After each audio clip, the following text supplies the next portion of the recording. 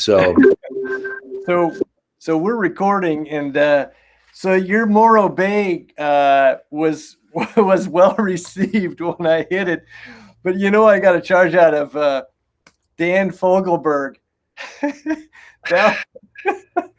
So that was straight out of college. I got to tell you, my roommate loved Dan Fogelberg. So, folks, if you haven't seen the Morro Bay clip, just pour a cup of kombucha or wine and enjoy Morro Bay from the courtesy of Rob and Denise Hitchcock. Anyway, Rob, here we are, huh? Yeah, here we are. We're looking at 7. Well, we actually gotten through 3 modules, and I got to say, the responses I've had from the students, the teachers taking this, I'm really impressed.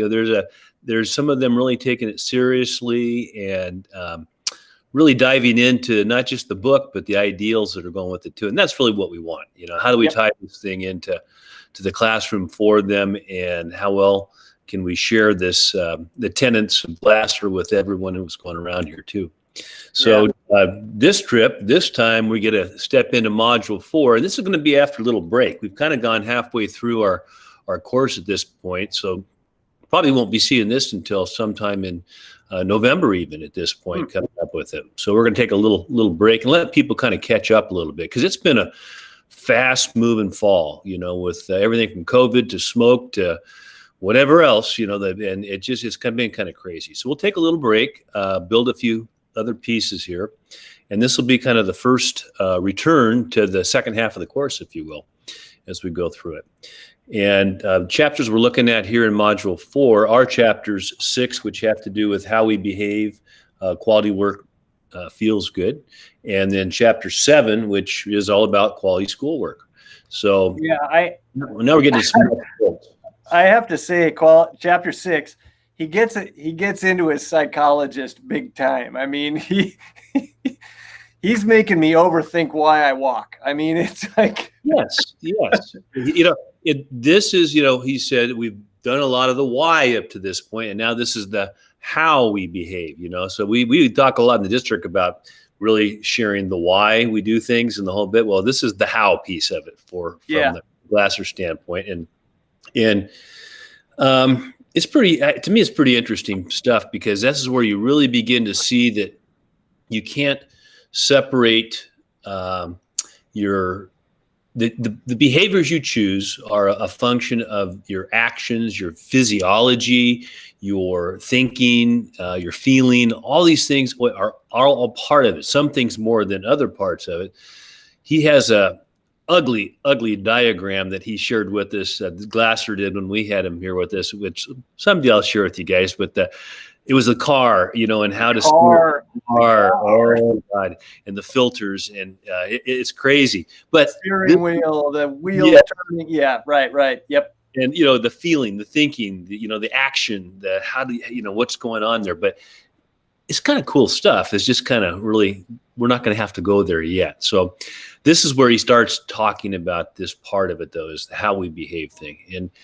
And to me, it resonated when he starts talking about how you have students in your class that aren't necessarily buying into stuff. They may really feel like they're not a part of what's happening there. They're not belonging in there.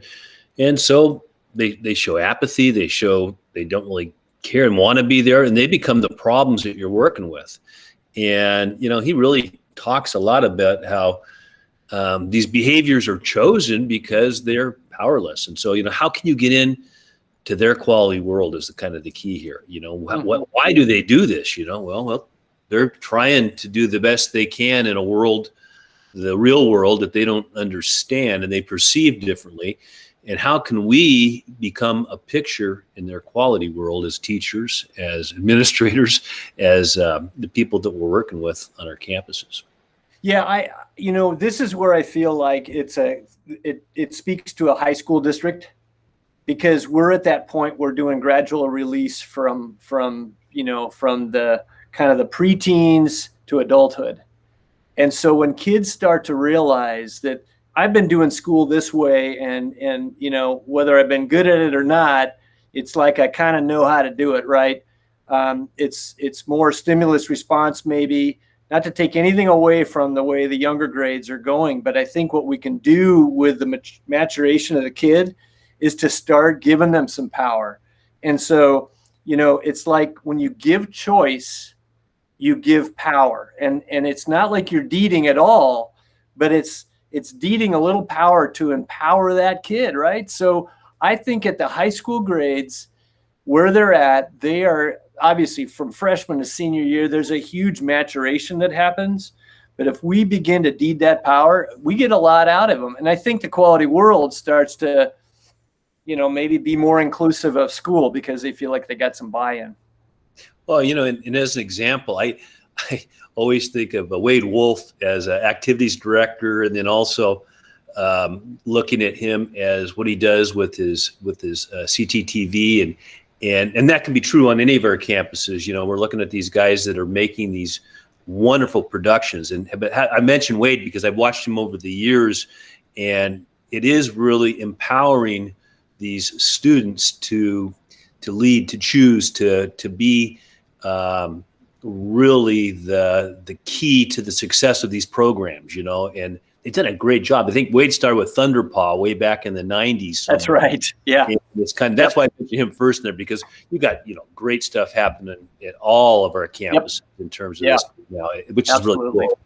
But that it really has to come with this idea of the empowerment of the students, freedom to be able to work, and them, satisfying their needs doing that. And we do a lot of places we do this really well. You probably talk about Wade, and that kind of pivots to the next chapter. Not to push us along too fast, but I just feel like, when you talk about quality schoolwork, that is sort of an example of really student invested quality schoolwork. And so, anytime you can inject that type of work into a class, you're going to have more student agency displayed, where students have choice. They make, they feel like they own it a little bit more. And I think we're trying to address that even in grading practices, where it's not like I just know how to do school to get the right grade because it's just a transactional thing. It's more of how can our classrooms be more transformational? And so I feel like, when it gets to that next quality schoolwork aspect, that really challenges us to think about the types of assignments we give. Oh, that is it's going to be our next module that we're going to talk about is strictly Chapter 8, which is grading, and we will have a little bit more discussion about that. Joe Feldman, I'm going to share some articles of his work in there too, because that's kind of the key to what we're doing here. And it's all driven by equity too, so that we get more students involved from different, in our area, of course, it has to do a lot with socioeconomically disadvantaged students, but other of our groups that don't show as well or aren't as bought into our academic world as others. And this is where, again, our CTE programs, you're working a lot with those guys doing things. And I look everything from, welding on our campuses to looking at how we're working in these engineering classes and making things happen, and computer classes, and really are trying to do a better job of engaging all students and tying in there. I think that's where the evidence of quality is so clear. I get you. Yeah, absolutely.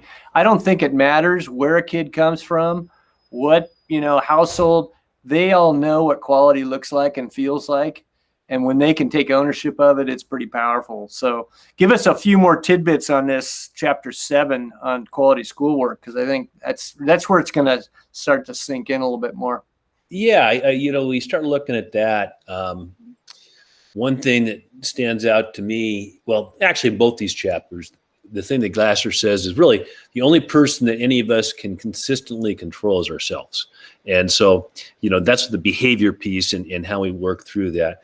And to get students to reflect on that, to start looking at how they're behaving and what they're behaving, it also then gets into what they're producing. And that's where you start to look at self-evaluation, being able to look at their work critically and improve on it. And again, back to these other places, that's what's going on. That's where you turn the corners, where kids start to actually evaluate in their critical thinking, are able to make things better by talking about them, building on them at that point. And we do that in our high level classes. We see a lot of that stuff happening, AP classes, IB courses, that's really going to be an area there too.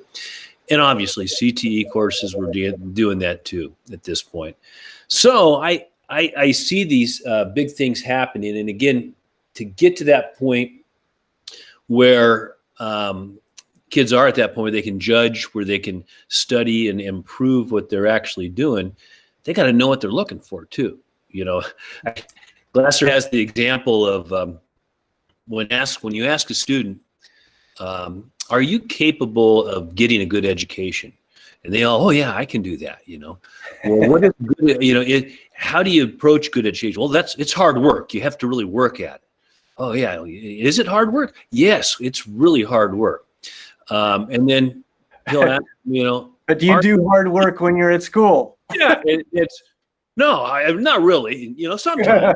Yeah. And again, it's back to sports. It's activities, drama. It's music. It's other areas that they're there on a volunteer basis, more or less. In their minds, so they got freedom. That's a freedom thing. There are constraints, and they are willing to cave to those constraints for those disciplines and areas because they're bought into it. So again, that buy-in, that being part of their quality world and having them buy into us is real important in this whole thing. Yep. I guess you also makes the point that if you're a manager of workers out there, you have the ability in most cases to discharge your workers if they're non-productive.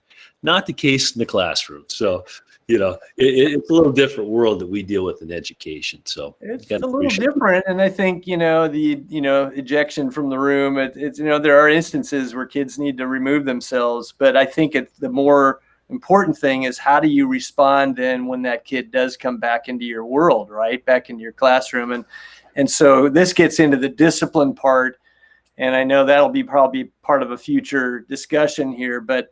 I know that when I was thinking about quality schools, a lot of it was how to address sort of discipline. But I think the quality schoolwork is core because that's when that quality world gets built and nurtured, and they do more hard work for you and more quality work for you. So it's all connected. There's an absolute connection between that behavior, the ownership of the behavior, the self-evaluation, and having some buy-in, as you said. He does have a cautionary note in here too about trying to achieve quality with your students and demanding more of them. He says, go at it slowly at first. Build that relationship. Build a foundation.